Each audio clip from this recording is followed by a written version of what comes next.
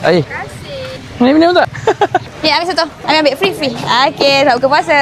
Dia memang layak jadi cikgu lah. Kalau untuk budak-budak memang bagi dia. Happy. Ni lagi.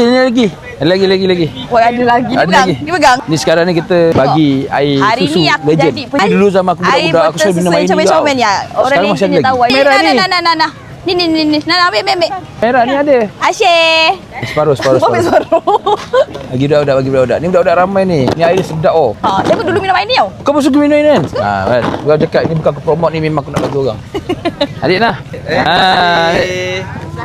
Nak kak? Ambil sini. Dia ambil. Dia ambil. Free. Dah makan ayam tu kena minum air. Okey, selamat buka puasa. Okey, boleh. Suruh lagi boleh. Nah. Okey, sama. Baik. Nah. Jangan senyum sikit. Dek, ambil satu. Free. Ambil. Terima kasih. Selamat buka puasa. Kak, ambil. Nah. Ni satu. Okey, sama. Oh, alhamdulillah. Ambil. Terima kasih. Ni. Ambil satu. Dah dapat. Terima kasih. Dah. Okey. Dia dah dapat pula. Dia pusing 2 kali Kalau aku jadi budak tu aku ambil je.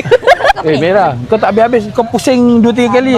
Budak kat sini sikit pun. Ramai mak budak. Mak budak ramai. Dek. Nah. Settle. Macam tu dah settle. Satu. Tak, engkau siap bolehkan yang mana puasa yang mana tak puasa. Ya. Budak-budak. Kalau yang dewasa? Kalau dewasa dia 50%. 50%. Tapi Kalau macam puas ni macam tak puas. tapi kalau yang tak puasa engkau memang 100%. Wah, dia puasa bos. Tengok muka pun tahu muka ni muka puasa tau. Habiskan lari cepat tu. Bagi tu dua orang tu nampak tau. Dia lari. Jangan lari. Ambil satu. Nak mana tu? Nak mana satu? Awak nak mana satu? Nak ni kuning. Dek, bang. Cakap apa bang? Terima kasih. Nak puasa.